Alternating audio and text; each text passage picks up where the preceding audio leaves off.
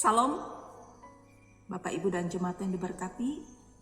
Salam sejahtera untuk kita semua dan salam sehat. Kembali pada malam hari ini kita bersama akan merenungkan firman Tuhan sesuai dengan Almanak Nas Gereja Kalimantan Evangelis, diambil dari Injil Markus pada pasal 11 ayat 15 sampai dengan 19. Dan saya percaya Bapak Ibu telah membacakan nas firman Tuhan ini. Dan sebelum kita bersama merenungkannya, mari kita bersatu dalam doa. Kita berdoa.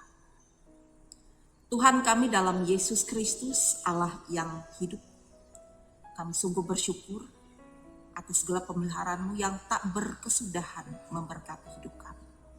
Saat ini kembali kami hendak bersama merenungkan akan firman Tuhan. Kami mohon kuasa Roh Kudus-Mu yang menyertai, agar apa yang kami renungkan dan pelajari dalam firman ini dapat kami mengerti dan baik, dan dapat kami tampilkan dalam sikap hidup yang berkenan bagi Tuhan.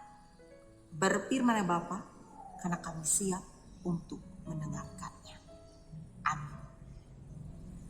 Bapak Ibu dan jemaat yang diberkati, perikop dari nas kita Injil Markus pada pasal 11 ayat 15 sampai dengan 19 ini, yaitu Yesus menyucikan bait Allah, dan saya memberikan judul atau tema dari renungan pada malam hari ini, yaitu pencemaran bait Allah.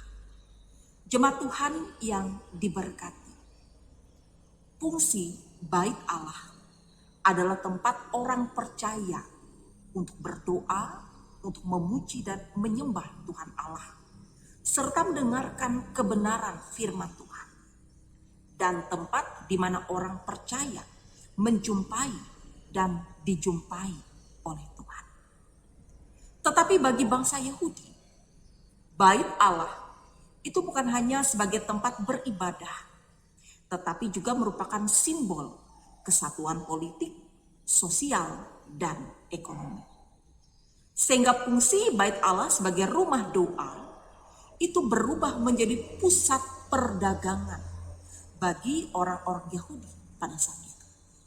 Nah, belum lagi ditambah pungutan dari para imam bagi mereka yang berjualan, menukar uang maupun yang mempersembahkan kurban bakaran kepada Allah. Nah, di sini kita melihat para imam dan pedagang itu memanfaatkan nama Allah untuk mencari keuntungan bagi diri sendiri. Nah, itulah yang menjadi alasan mengapa dalam cerita nas ini Tuhan Yesus menindak tegas setiap orang yang menyalahgunakan fungsi bait Allah tersebut. Jemaat Tuhan yang diberkati, diceritakan dalam nas ini suatu ketika Tuhan Yesus melihat bahwa bait Allah itu tampak kotor karena digunakan oleh orang banyak untuk tempat berjual beli.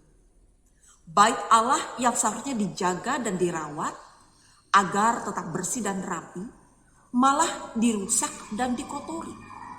Nah, hal itu menimbulkan kemarahan Tuhan Yesus, sehingga meja-meja penukar uang dan bangku-bangku para pedagang merpati itu dibalikannya. Dan Yesus tidak memperbolehkan orang membawa barang-barang dagangannya melintasi halaman bait Allah, tertera di ayat 15 dan 16. Dan bagi Yesus tidak seharusnya bait Allah dipergunakan sebagai ajang untuk bisnis atau tempat untuk mencari uang dan mengeruk keuntungan secara materi. Demikian juga Tuhan Yesus berkata di ayat 17 yang menjelaskan, rumahku akan disebut rumah doa bagi segala bangsa, tetapi kamu ini telah menjadikannya sarang penyamuk. Jemaat Tuhan yang diberkati, Yesus marah bukan karena ia membenci orang-orang tersebut, tapi dia hendak menegaskan dan mengingatkan bahwa bait Allah adalah rumah doa yang adalah kudus. Kenyataannya, para imam dan ahli Taurat saat itu yang tahu akan kebenaran firman Tuhan malah membiarkan dan mengizinkan orang-orang untuk berjualan di bait Allah. Dan kemungkinan besar mereka juga mendapatkan bonus atau keuntungan dari praktek-praktek jual beli tersebut. Bukan hanya itu saja, mereka berusaha untuk membinasakan Tuhan Yesus. Itu terlihat di ayat 18, di mana mereka membenci Yesus dan berusaha menyingkirkan Yesus karena mereka takut kehilangan pamor di mata orang banyak. Dan tekad mereka sudah bulat, sebab Tuhan Yesus telah berulang kali merusak citra dan kewibawaan para imam dan ahli Taurat saat itu. Dan kali ini tindakan Yesus melampaui batas yang tidak dapat ditolerir oleh mereka. Meski taruhannya adalah nyawa, Yesus tidak pernah takut karena ia lebih mencintai rumah Bapaknya daripada dirinya. Jemaat Tuhan yang diberkati, belajar dari firman Tuhan ini juga mau mengingatkan kita sebagai orang percaya di masa ini bahwa tubuh kita adalah bait Allah.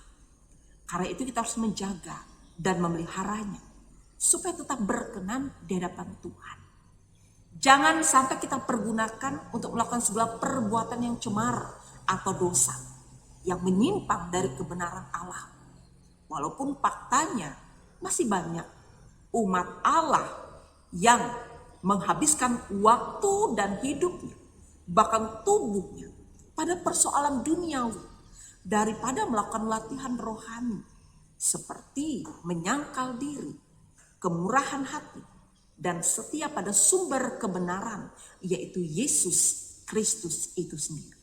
Sebab tanpa disadari, kita telah mengotori bait Allah dalam diri kita.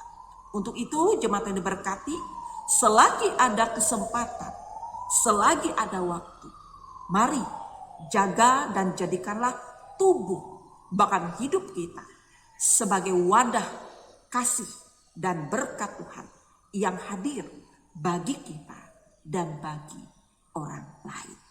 Tuhan Yesus memberkati kita. Amin. Mari kita bersatu dalam doa. Ya Allah kami dalam Yesus Kristus, terima kasih atas firman yang telah kami dengarkan. Kami menyadari Tuhan bahwa tubuh dan hidup kami adalah bait Allah. Namun seringkali kami mengotorinya dengan perbuatan hidup yang tidak berkenan, yang cemar oleh dosa. Ampuni kami Tuhan.